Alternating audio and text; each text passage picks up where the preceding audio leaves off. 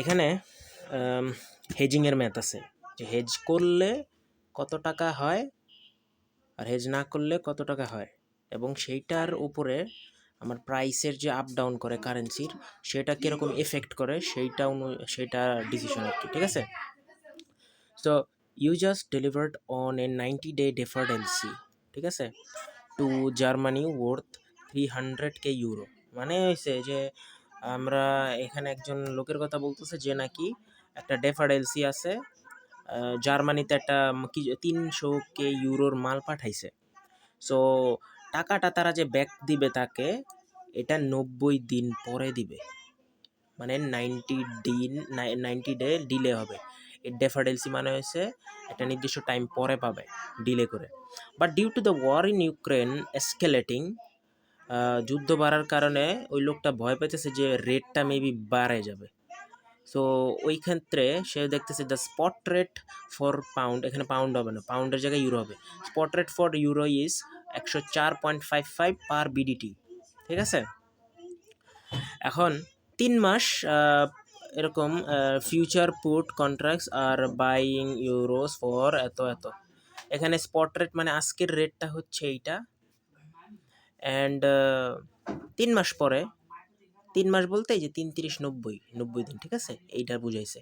3 মাস পরে যখন এই 3 মাস পরে যদি আমি যাই হোক, 3 মাস পরে বাড়ুক প্রাইস বা কমুক, আমার যদি কোনো কন্ট্রাক্টস আমি কিনি হেজিং কন্ট্রাক্টস, তখন সেই জায়গাতে আমার ওই হেজিং কন্ট্রাক্টসের প্রাইস হবে এরকম।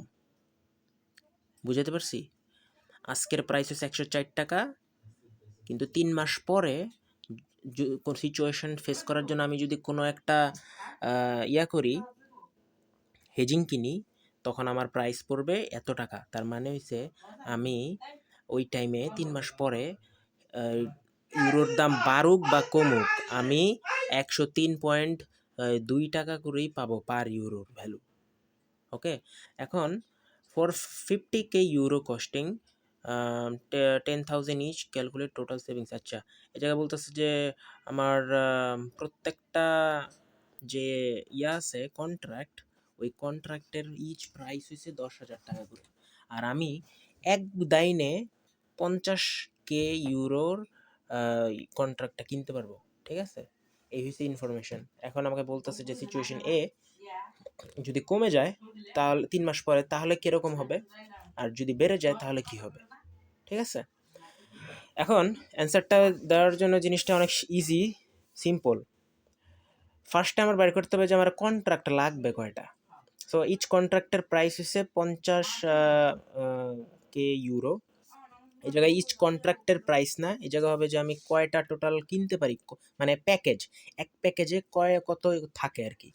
একটা কন্ট্রাক্টের মধ্যে কত টাকার প্যাকেজটা থাকে সেটা হচ্ছে 50K। ওকে, এটা হচ্ছে ইনফরমেশন। দেন টোটাল কন্ট্রাক্ট নিড হবে কয়টা আমার, এই 300K 50K দিয়ে ভাগ করছি, কারণ আমার কাছে আছে 300K টাকা, মানে এত টাকার মাল বেচছি আমি, এবং আমি এত প্যাকেজের এক পার কন্ট্রাক্টের এত করে থাকে, এরকম করে আমি কয়টা কিনতে পারবো, টোটাল 6টা। এই হিসাবটা ক্লিয়ার। দেন পুট অপশন কিনতে, পুট অপশন বলতে ওই হোল্ড করে রাখা, মানে পুট অপশন বলতে ওই যে ওটাই বোঝে হেডিং, যে আমি একটা নির্দিষ্ট টাইম পরে কিনবো এই রেটে, বাড়ুক আর কমুক প্রাইস। সো প্রত্যেক কন্ট্রাক্টের প্রাইস হচ্ছে 10,000 টাকা করে। আমি টোটাল কস্ট অফ হেজিং কত, মানে 6টা কন্ট্রাক্ট কিনবো, তো 6টা কন্ট্রাক্ট কিনতে আমার 60,000 টাকা খরচ হবে। ওকে, এখন পরের পার্ট, ওই পার্টটা গেল। হ্যাঁ, এখন পার্টটা হচ্ছে যে টোটাল গেইনস ফ্রম হেজিং। এই জিনিসটা আমি আগে করে নিব যে আমি হেজিং যদি করি তাহলে অ্যাকচুয়ালি আমি কত টাকা আমি শিওর পামো। তো এই জায়গায় আমি দেখো 3 মাস পরে আমি যদি হেজিং করি তাহলে আমার আমি যদি হেজ করে আমি সেল করে দেই, ওই যে ওই টাকাটায়, মানে আমি যখন নাকি ওই যে কন্ট্রাক্টের যে ভ্যালু, কন্ট্রাক্টের ভ্যালু কিন্তু 103 টাকা করে 3 মাস পরের। তো ওই টাকায় যদি আমি সেল করি তাহলে আমি এত টাকা পাই। জাস্ট আমার যে এই টাকাটা আমি ফেরত পাবো, মাল যত টাকার মাল বেচছি ওই টাকা তো আমার কাছে ব্যাক আসবে। ওই টাকা আর এই টাকা গুণ করলে, ইউনিট প্রাইস গুণ করলে এত আসে, যে আমি সেল করে এখানে এতটুকু পাম। আর আমি কন্ট্রাক্ট যে কিনছি ওইটাতে তো একটা খরচ হয়েছে ৬০,০০০ টাকা, এটা তো চলে যাবে, এটা তো থাকবে না। সো এই মেইন টাকা থেকে এটা জাস্ট মাইনাস হবে। সো অ্যাকচুয়ালি আমি এই অ্যামাউন্টটা কনফার্ম আমার কাছে থাকবে যদি আমি হেজ করি। এই ইনফরমেশনটা পরের পার্টে লাগবে। সিনারিও এ, যদি কমে ৯৮ টাকা হয়ে যায়, ১ ইউরো সমান ৯৮ টাকা করে হয়ে যায়, তো ওই ক্ষেত্রে যদি আমি হেজ না করি, ঠিক আছে, যদি আমি হেজ না করি তাহলে আমি এক্স্যাক্টলি এই টাকার সাথে আমি ওই যে আমার যেই যত টাকার মাল বেচছি ওটা গুণ করলে আমি এত টাকা পাই, হেজ যদি আমি না করি। আর যদি আমি হেজ করি কত পাই, এই যে এখান থেকে আমি বসাই দিলাম, ঠিক আছে। এখন এই জায়গাতে না আমরা মাইনাস রেজাল্ট আসছে এবং লিখছি ব্রেকেটে গেইন, এই জায়গায় কনফিউশনটা ক্লিয়ার করি।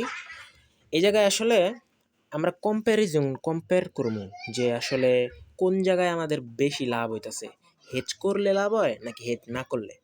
তুমি দেখো, হেজ না করলে আমার হয় ২৯ সামথিং, ১ ২ ৩ ৪ ৫ ৬ ৭ ৮ ডিজিটের, এখানে ২ ৪ ৬ ৮ সেম ৮ ডিজিটের দুটোটাই, ঠিক আছে। সো হেজ যদি না করি তাহলে ২৯ হয় সামথিং, আর যদি হেজ করি তাহলে ৩০ হয়। তাহলে গেইন হবে কি, গেইন হবে না লস হবে? গেইন হবে। ওই সেন্সে এই জায়গায় গেইন। আর এমনি নর্মাল ম্যাথমেটিক্যাল টার্মে আমি ছোট সংখ্যা থেকে বড় সংখ্যা মাইনাস করলে আমার রেজাল্টে মাইনাস লিখতে হয়। এবং এই টাকাটা গেইন না, মানে এত টাকা আমার মানে সেভ হয়, ঠিক আছে। যদি আমি হেজ করি তাহলে আমার গেইন হয়, ঠিকই গেইন হয়, এবং এত টাকার মতো আমার সেভ হয়ে যায়, লস হবে না। ওকে, এই হচ্ছে কনফিউশনের যত ঝামেলা। এরপর সেকেন্ড জিনিস ওই সেম কম্প্যারিজন, যদি বাইরে ১০৬ টাকা হয় তাহলে আই উড হ্যাভ গেট এত, গুণ করে এত দিলাম। তো হেজ যদি আমি না করি, আর হেজ করলে আমি কত পাই এত, সো মাইনাস করলে আমার কত টাকা হয় এত।